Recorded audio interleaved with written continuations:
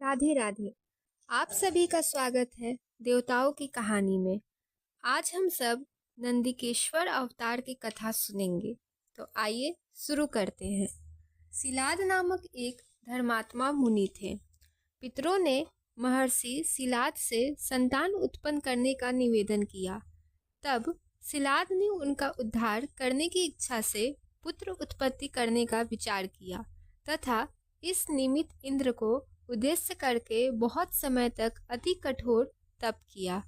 इंद्र के प्रसन्न होने पर सिलाद ने अयोनिज, अमर तथा उत्तम व्रत वाले पुत्र की कामना की। इंद्र ने अपनी असमर्थता व्यक्त करते हुए देवाधिदेव महादेव रुद्र को प्रसन्न करने की प्रेरणा प्रदान की। तब सिलाद ने भगवान महादेव को प्रसन्न करने के लिए तप करने लगे। शिव के प्रसन्न होने पर सिलाद ने उनसे कहा, प्रभु, मैं आपका ही समान मृत्युहीन अयोनिज पुत्र चाहता हूँ। त्रिनेत्र भगवान शिव प्रसन्न होकर बोले, हे विप्र, मैं नंदी नाम से आपके अयोनिज पुत्र के रूप में अवतरित होऊंगा और हे मुने, आप मुझ तीनों लोकों के पिता के भी पिता बन जाएंगे। कुछ समय बाद सिलाद मुनि यज्ञ करने के लिए यज्ञ स्थल का कर्षण करने लगे।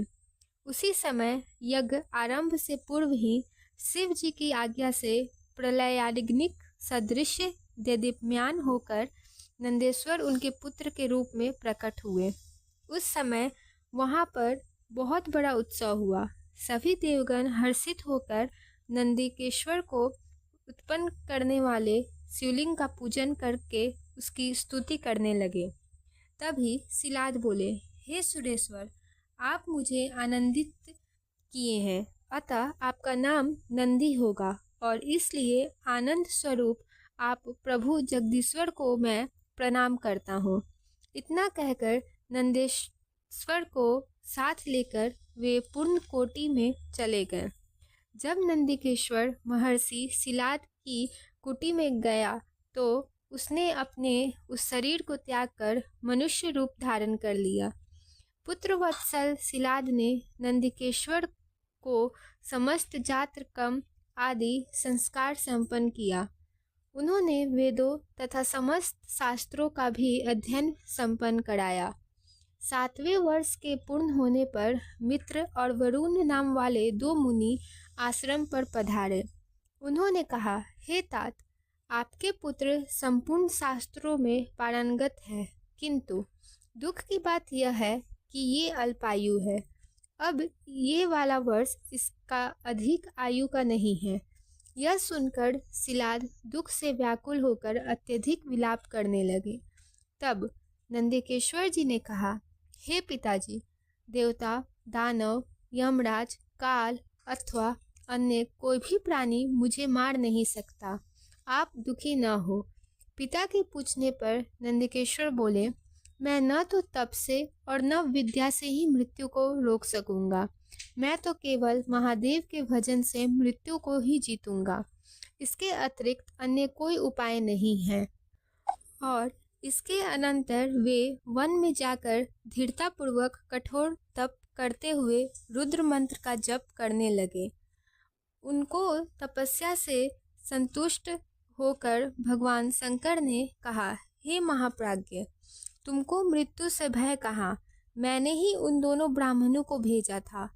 तुम तो अपने पिता एवं सहजनों के सहित अजर, अमर, दुख रहित, अविनाशी, अक्षय और मेरे सदा प्रिय गणपति होगे। इस प्रकार कहकर कृपानिधि शिव ने सहस्त्र कमलों की बनी हुई अपनी शिरोमाला को उतारकर नंदिकेश्वर के कंठ में पहना दिया।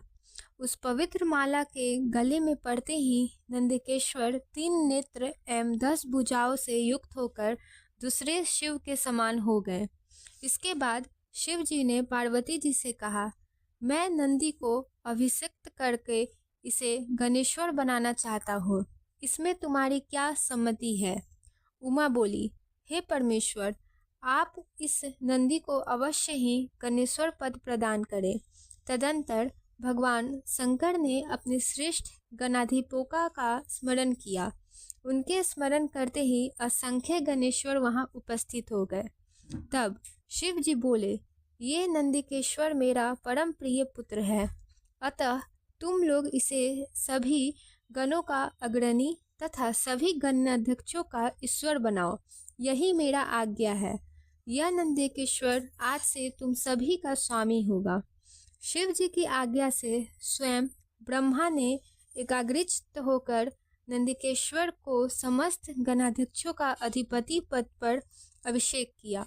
ब्रह्मा, विष्णु आदि देवताओं ने शिव जी की आज्ञा से बड़े उत्सव के साथ नंदिकेश्वर का विवाह भी संपन्न किया। विवाह करके नंदिकेश्वर अपनी पत्नी के साथ शंभु, शिवा, ब्रह्मा और श्रीहरि के चरण में प्रणाम किए। भगवान शिव पत्नी सहित नंदिकेश्वर से प्रेम पूर्वक बोले, सतपुत्र, यह तुम्हारी प्रिया सुएसा और तुम मेरी बात सुनो।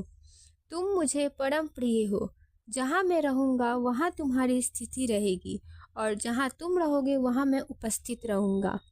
उमा देवी ने भी नंदिकेश्वर को तथा उनकी पत्नी सुयसा को अभीष्ट वर प्रदान किया। तत्पश्चात भगवान शिव नंदिकेश्वर को अपनाकर उमा सहित वृक्ष पर आरूढ़ हो अपने निवास स्थान पर चले गए। तो बोलिए नंदिकेश्वर की जय, भोलेनाथ की जय।